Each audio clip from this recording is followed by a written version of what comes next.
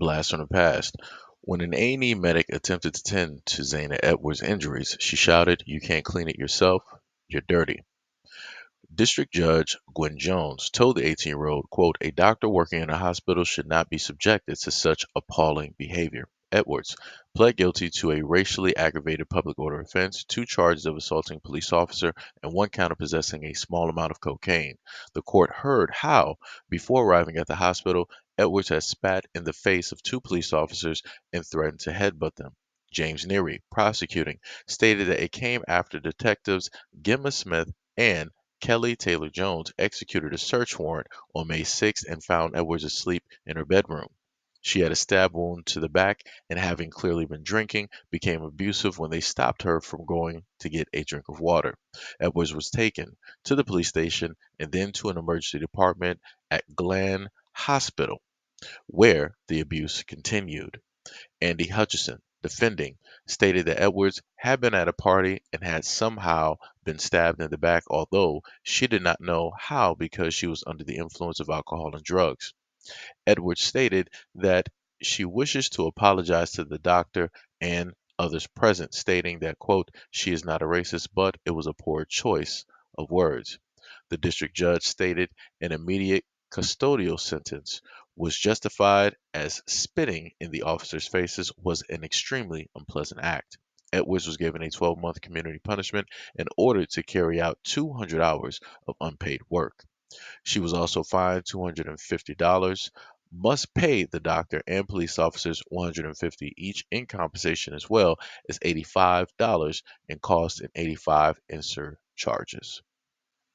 Again, that story was a blast from the past. I wanted to bring up that story due to the fact to showcase that no matter where you are in this world, if you are black, no matter how educated you are, no matter how privileged you think that you are or that it seems, no matter how much money that you have, no matter how many worldly possessions, no matter how many Caucasian friends you may have, always know that you will have people out there that will specifically tell you exactly what it is.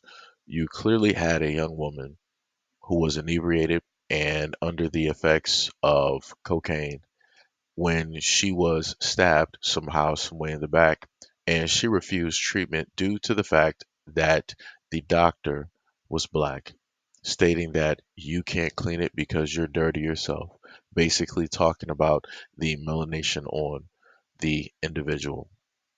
That's the amount of ignorance that is directly out here. That's what it is that you have that black people have to face when they're in a variety of different areas and, workforces and different things of that nature.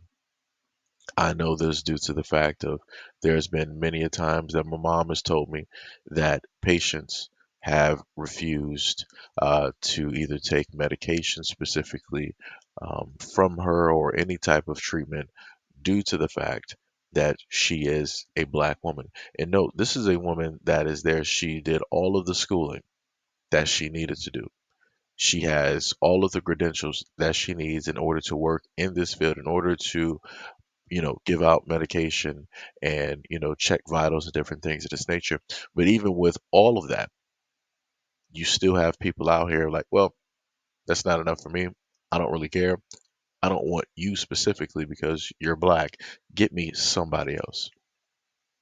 So, like I said before, I'm putting that out there for a reminder because a lot of people tend to want to say that these things are just made up. This is fake news and, a variety of other things. But like I said, the sooner that people can actually face the truth that racism does exist, maybe the quicker, you know, it can be fixed. And that's a tough maybe.